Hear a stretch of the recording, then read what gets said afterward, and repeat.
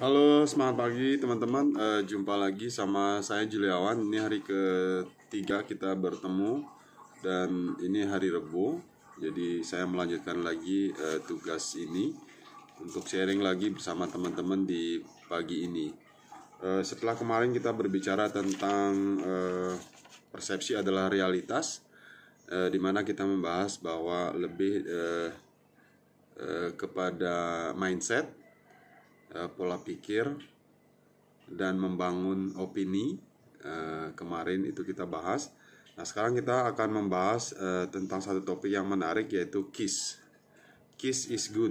KISS itu adalah keep it simple and sistematis gitu ya. Jadi ketika kita ingin membantu prospek kita memahami produk yang kita hendak sampaikan, teman-teman, akan sangat jauh lebih mudah ketika kita menyampaikan dalam bahasa keseharian yang membumi. Jadi dalam produk yang kita pelajari, kita mengenal istilah-istilah yang cukup rumit, misalkan critical illness. Kita mengenal misalkan produk yang bernama pro-accident, death, and disablement, atau mungkin kita mengenal produk pro-prime dan lain-lainnya. Nah, ketika kita berbicara tentang satu produk dengan bahasa yang tidak membumi, maka cenderung kita kelihatan pinter, kita kelihatan kita luar biasa menyampaikan dalam bahasa yang cukup rumit, tapi ujung-ujungnya mereka tidak memahami apa yang kita sampaikan. Jadi dalam buku ini, di topik kedua ini, jadi kita diharapkan untuk menyampaikan produk itu membumi, artinya produk itu bisa segera dipahami. Nah, saya baca sedikit ya. Untuk dapat menerapkan prinsip sederhana dan sistematis, di mana seorang agen perlu memahami terlebih dulu konsep atau ide yang akan disampaikan. Semakin dalam dan baik pemahamannya, maka agen akan mampu menarik benang merah atau esensi dari ide yang hendak ditransfer ke prospek. Jadi kita membuat segala sesuatu yang kita mau sampaikan itu adalah sesuatu yang mudah dimengerti, bukan sesuatu yang panjang kali lebar kali tinggi bertele-tele, sehingga kesannya justru membuat penjelasannya jadi complicated gitu ya, teman-teman. Jadi dibuat sangat sederhana.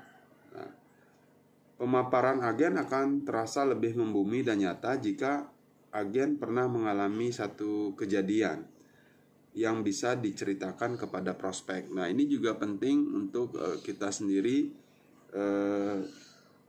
apalagi lebih-lebih kita pernah membantu nasabah yang lain dalam menghadapi sakit atau dan berhubungan dengan klaim. Maka penjelasan kita terhadap agen dan fungsi insurans, produk yang dibeli, terhadap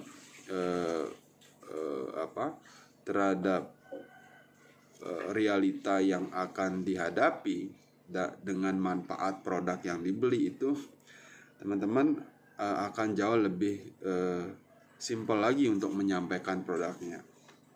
Nah, dalam memberikan presentasi, hindari menggunakan istilah teknis atau jargon yang kurang dipahami dan juga hitung-hitungan yang detail. Selain berpotensi tidak dipahami, maka angka-angka perhitungan hanya akan mengaburkan pemahaman prospek terhadap manfaat utama dari konsep yang dijelaskan. Jadi jangan berbicara terlalu banyak dulu di angka yang jelimet gitu ya. Jadi bawakan dulu lebih kepada materi presentasi sehari-hari yang bisa dimengerti secara garis besar dulu. Jadi profil prospek sebaiknya dipertimbangkan dalam memilih konteks ide penjualan serta contoh-contoh yang akan diberikan. Nah, variabel-variabel yang membentuk profil prospek antara lain adalah usia, hobi, pekerjaan, tingkat pendidikan, Nah, itu untuk penting dipahami, pengalaman kerja, jabatan, dan lain-lain. Jadi intinya adalah agen perlu menyesuaikan diri dengan siapa dia berbicara. Tujuannya supaya pembicaranya nyambung dan tercipta suasana percakapan yang hangat dan kondusif. Nah, ini kalau dari pengalaman saya dan mungkin juga banyak dari teman-teman, maka buatlah prospek itu seringan mungkin, karena prospek sejatinya adalah memenangkan hati. Jadi justru kalau menurut saya ice breaking di awal tidak jelimet. Ice breaking itu pengertiannya adalah bagaimana kita approach, bagaimana kita melakukan pendekatan, di mana pendekatan ini adalah pendekatan yang menyenangkan. Nah, jadi penting sekali teman-teman untuk membuat ini bukan sesuatu yang serius amat gitu ya. Jadi lebih kepada sesuatu yang orang bisa terima secara jauh lebih mudah. Jadi susunlah materi presentasi secara sistematis dan bawakan dengan antusias tinggi teman-teman. Nah, untuk dapat mempresentasikan sebuah ide dengan penuh semangat, maka agen perlu setuju dengan nilai guna dari apa yang dipresentasikan. Yakinilah bahwa apa yang disampaikan kepada prospek adalah obat mujarab yang membantu mereka dalam merencanakan masa depan yang lebih baik dan penuh kepastian. Jadi itu teman-teman. Nah, selanjutnya adalah perlu juga diperhatikan bahwa selama menjelaskan konsep produk atau ide penjualan, pakailah bahasa manfaat. Untuk setiap komponen manfaat produk, sampaikanlah hal itu sebagai manfaat bagi produk, ketimbang menyebutkan nama-nama teknis seperti yang saya sebutkan di awal, seperti critical illness cover, death benefit, hospitalization. Ubahlah penyebutan itu dengan meninjau dari sisi manfaat bagi prospek. Sebagai contoh, kita dapat menyebutkan besaran uang pertanggungan jiwa dengan nilai manfaat yang orang akan dapatkan atau keluarga akan dapatkan, seberapa lama dia bisa survive menjalani kehidupan tanpa misalkan pencari nafkah ada, artinya tetap hidup gitu loh. Jadi karena kalau kita berbicara contoh manfaat warisan, di mana manfaat warisan ini mesti selalu dihubungkan dengan seberapa ketahanan satu keluarga untuk bisa survive. Atau kalau kita berbicara tentang kehidupan finansial seseorang yang masih punya hutang, di mana hutang ini adalah hutang yang mesti dibayar dan tidak boleh dibawa mati, maka pengertiannya adalah seseorang mesti memiliki minimal asuransi sejumlah hutang, itu misalkan. Jadi selalu hubungkan antara manfaat yang akan didapat atau yang tertera dalam polis itu dengan seberapa bagus manfaat ini bermanfaat ketika suatu musibah itu terjadi. Oke ya.